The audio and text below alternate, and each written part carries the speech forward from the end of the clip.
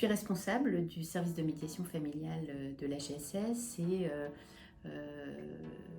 précédemment j'étais moi-même médiatrice familiale. Ce qui me plaît dans ce métier, c'est le fait de pouvoir proposer un espace de parole à des gens qui en ont besoin et d'être à leur disposition pour en faire quelque chose. Donc c'est un métier assez formidable où on peut, avec peu de choses, peu de moyens, mais juste une présence, arriver à permettre à des gens de sortir d'un conflit.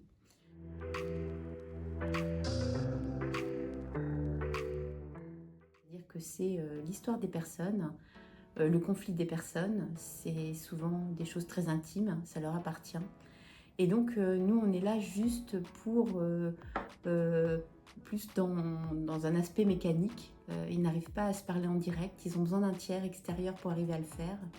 Et le médiateur devra avoir cette place bien particulière du tiers, c'est-à-dire il ne prend pas parti, il ne conseille pas, voilà, son intervention va juste être dans l'aide à la mise en mots, à l'expression, à vérifier que l'autre en face entend.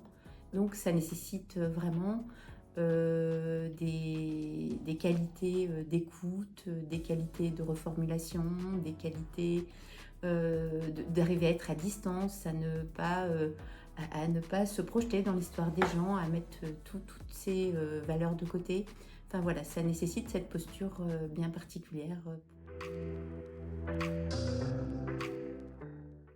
Toute famille peut être face à un conflit à régler, mais c'est vrai que si en plus de ça, il y a un problème plus spécifique parce que un des membres de la famille est malade, est vieillissant, a un handicap, c'est vraiment le chaos pour l'ensemble de la famille. Et chacun va être amené à prendre une place un petit peu plus particulière avec ce proche. Et dans ces moments-là, si on ne s'en parle pas, ça peut générer du conflit.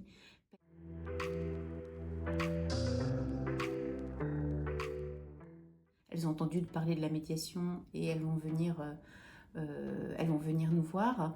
Mais il y a aussi beaucoup de familles qui ne sont pas du tout en capacité de faire cette démarche-là, n'y pensent même pas. Et là, ça va être important qu'il y ait des partenaires, qu'il y ait des professionnels qui puissent leur parler de la médiation et de l'intérêt d'y faire appel. Ça peut être voilà, juste par un échange, une forme de coaching, mais ça peut être aussi une ordonnance d'un magistrat dans une situation où lui est pris à partie et où il se dit là, il y a besoin de dialogue.